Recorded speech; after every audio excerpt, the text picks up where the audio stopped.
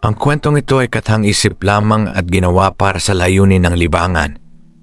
Ang anumang pagkakahawig sa tunay na tao, lugar o pangyayari ay nagkataon lamang. May mga nilalang na kinatatakutan ng tao, ngunit may mga nilalang na kinatatakutan maging ng mga aswang. Sa isang liblib na baryo, may kagubatang walang sino man ang nangangahas pasukin pagsapit ng dilim. Sinasabing kahit ang mga aswang ay umiiwas sa lugar na yon. Ngunit isang gabi, may grupo ng mga aswang na naglakas loob na pumasok at ang nakita nila roon ay isang bangungot na hindi nila kailanman malilimutan. Kung mahilig ka sa mga kwentong puno ng misteryo at katatakutan, nasa tamang lugar ka. Ihanda ang iyong sarili at simulan na natin ang kwento. Noong unang panahon, may isang liblib na baryo sa paanan ng isang makapal na kagubatan. Tahimik ang lugar sa umaga, ngunit pagsapit ng gabi, wala ni isang tao ang nangangahas lumabas ng kanilang bahay. Hindi dahil sa takot sa magnanakaw, kundi dahil sa mga aswang na matagal nang namamayani sa lugar. Halos gabi-gabi ay may nawawalang alagang hayop. Minsan naman ay may natatagpuang bangkay na halos wala ng dugo. Dahil dito, bago pa lumubog ang araw ay nagsasara na ang lahat ng pinto at bintana.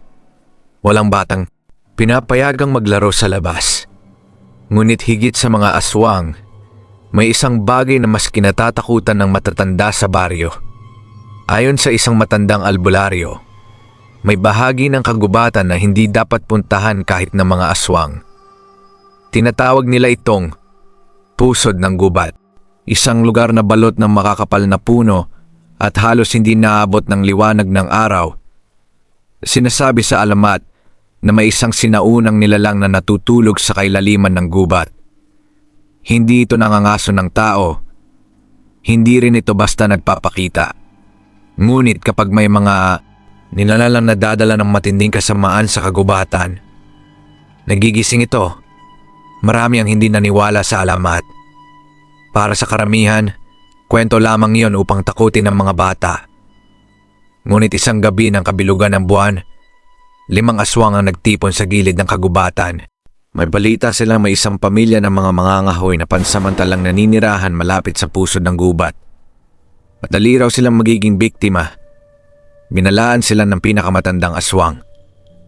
Huwag kayong lalampas sa mga punong may puting lumot. Iyon ang hangganan. Ngunit nagtawanan lamang ang 4 na kasama niya. Wala namang nilalang na kayang lumaban sa atin. At doon nagsimula ang bangungot na hindi nila inaasahan. Tahimik na pumasok sa kagubatan ang 5 aswang. Tanging liwanag ng buwan ang gumagabay sa kanilang dinaraanan. Habang lumalalim ang kanilang paglalakad, napansin nilang unti-unting nawawala ang huni ng mga kuliglig. Pati ang malamig na hangin ay tila biglang tumigil. May kakaiba rito. Mahinang ngunit kabadong sabi ng isa. Huwag kang matakot. Tao lang ang pakay natin, sagot ng pinuno.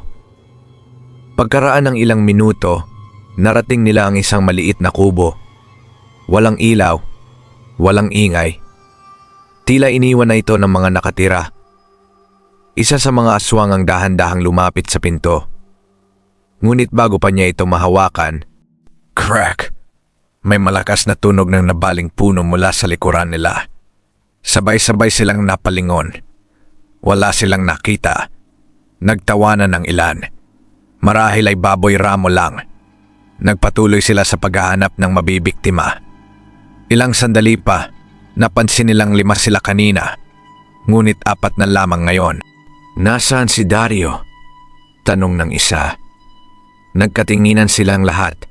Kanina lamang ay nasa hulihan nila ang kasama. Walang sumagot. Biglang umalingaw-ngaw ang isang nakapangingilabot na sigaw mula sa kailaliman ng kagubatan. Ah! Sigaw yun ni Dario. Ngunit ilang segundo lang ang lumipas. Bigla itong naputol. Tahimik na naman ang buong paligid. Kahit ang matatapang na aswang ay nagsimulang kabahan. Habang hinahanap nila ang nawawalang kasama, may naamoy silang matapang na amoy ng sariwang dugo. Sinundan nila ito hanggang sa isang malaking puno. At doon nila nakita Nakabitin ang katawan ni Dario sa napakataas na sanga. Punit-punit ang kanyang katawan at tila may napakalalaking bakas ng kuko sa kanyang dibdib.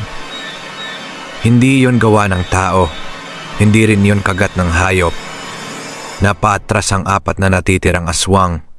Sa unang pagkakataon sa loob ng maraming taon, nakaramdam sila ng tunay na takot.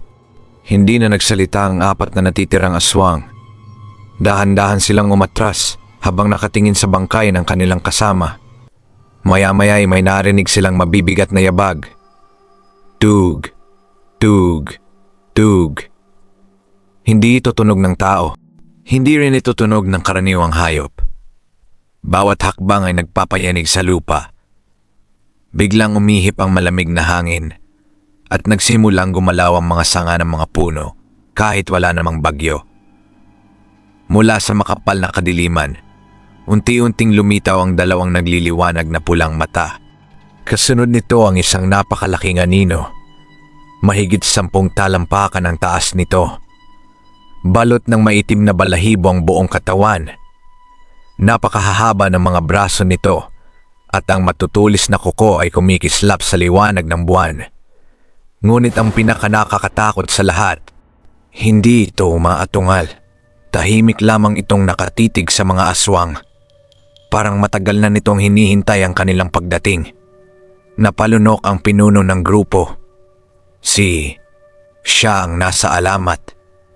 Bago pa sila makatakbo, biglang naglaho ang nilalang sa kanilang paningin. Anong? Hindi pa natatapos ang kanyang salita nang marinig ang malakas na lagapak sa likuran nila. Boom! Lumapag ang nilalang sa likod ng isa sa mga aswang. Isang hampas lamang ng napakalaking kamay nito. Tumilapon ang katawan ng aswang at bumangga sa isang puno. Hindi na ito muling gumalaw. Nataranta ang 3. Takbo!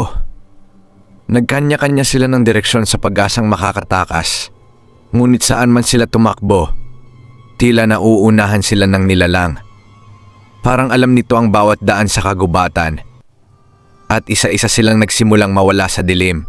Tanging ang pinuno na lamang ng mga aswang ang natitirang buhay. Hingal na hingal siyang tumatakbo habang lumilingon sa bawat hakbang. Sa unang pagkakataon sa kanyang mahabang buhay, naranasan niyang maging biktima. Nang makita niya ang dulo ng kagubatan, agad siyang napangiti. Makakatakas na ako. Ngunit bigla siyang napatigil. Sa kanyang harapan, nakatayo na naman ang napakalaking nilalang. Hindi ito tumakbo. Hindi ito lumipad. Parang bigla na lamang itong lumitaw mula sa dilim. Unti-unti itong lumapit. Bawat hakbang nito ay tila nagpapayanig sa buong kagubatan. Lumuhod ang aswang. Huwag. Patawarin mo ako. Ngunit walang awa ang nilalang. Sa isang mabilis na hampas ng matutulis nitong kuko, tuluyang bumagsak ang pinuno ng mga aswang. Muling bumalot ang katahimikan sa buong kagubatan.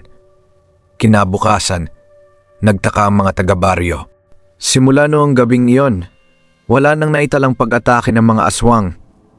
Unti-unting bumalik ang kanilang tahimik na pamumuhay. Ngunit makalipas ang ilang linggo, may isang binatang mangangaso ang nagpasyang pasukin ang pusod ng gubat upang patunayan na walang katotohanan ng alamat. Hindi na siya muling nakita. Ilang araw ang lumipas. Natagpuan lamang ang kanyang sirang pana sa tabi ng isang napakalaking bakas ng paa na hindi maipaliwanag ng sinuman. Mula noon, ipinagbawal na ng mga matatanda ang pagpasok sa kailaliman ng kagubatan sapagkat napagtanto nila ang isang nakakatakot na katotohanan. Ang mga aswang kinakatakutan ng tao, ngunit ang nilalang sa pusod ng gubat ay hindi kailanman naging kaibigan ng tao. At hanggang ngayon, kapag sumasapit ang gabi at may narinig kang mabibigat na yabag mula sa kailaliman ng kagubatan, huwag kang lilingon. Baka ikaw na ang susunod nitong makita. Kung nagustuhan mo ang kwentong ito, huwag kalimutang i-like ang video, mag-subscribe, at pinutin ang notification bell para hindi mo mamiss ang susunod nating mga kwentong horror.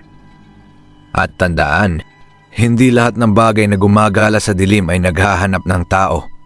May iba na naghihintay lang na may maglakas loob na lumapit.